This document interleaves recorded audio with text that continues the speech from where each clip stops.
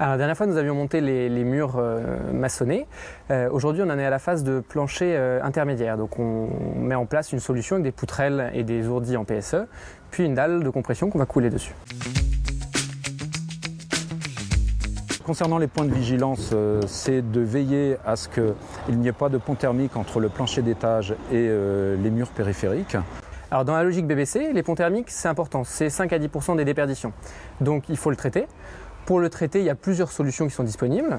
Nous avons choisi d'utiliser ce système de coffre à plumes, donc d'entrevous PSE, qui permettent justement, par le fait qu'il y a un petit peu moins de béton en périphérie, de traiter le pont thermique du plancher intermédiaire. Au lieu d'une épaisseur de dalle de béton de 20 cm environ, on se retrouve à avoir 10 cm de PSE environ, et plutôt aux environs de 5 cm de dalle de compression béton. Donc le flux thermique il est proportionnel à la surface qui est en contact avec le mur extérieur. On diminue la surface, on diminue le pont thermique d'autant. Le coffre à plumes se met en œuvre assimilé et associé à des poutrelles, n'importe quelle poutrelle du marché, puisque coffre à plumes est certifié par le CSTBAT sur tous les types de poutrelles existants sur le marché. Alors pour la mise en œuvre, il y a un autre point de vigilance qui est dû au béton qu'on va utiliser pour la dalle de compression.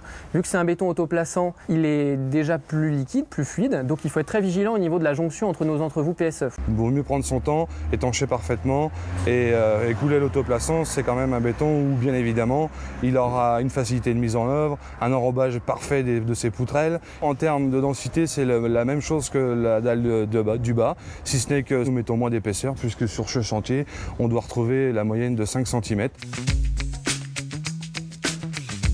Sur le chantier en question, on a vu qu'on a mis en œuvre un béton autoplaçant sans treillis métallique.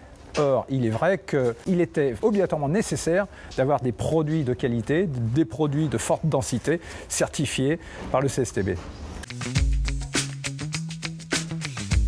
On estime à 5 à 10% les gains quand une maison a une bonne inertie thermique. Cette inertie, elle est apportée par trois choses: les dalles, les murs et les murs de refend. Donc là, en fait, avec des solutions d'entrevous PSE plus poutrelles et notre dalle béton, on apporte vraiment de la matière lourde à chauffer et une bonne inertie thermique à notre bâtiment.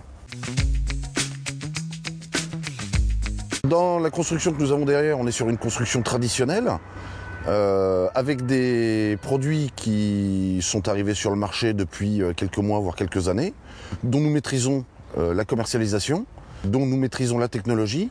Et aujourd'hui, c'est quelque chose de naturel pour nous d'aller vendre des produits nouveaux répondant aux normes des maisons BBC. Alors le chantier va continuer, on va monter sur un étage encore, on va poser la charpente. On fera un zoom sur la pose de nos menuiseries, tous les points de sensibilité au niveau isolation.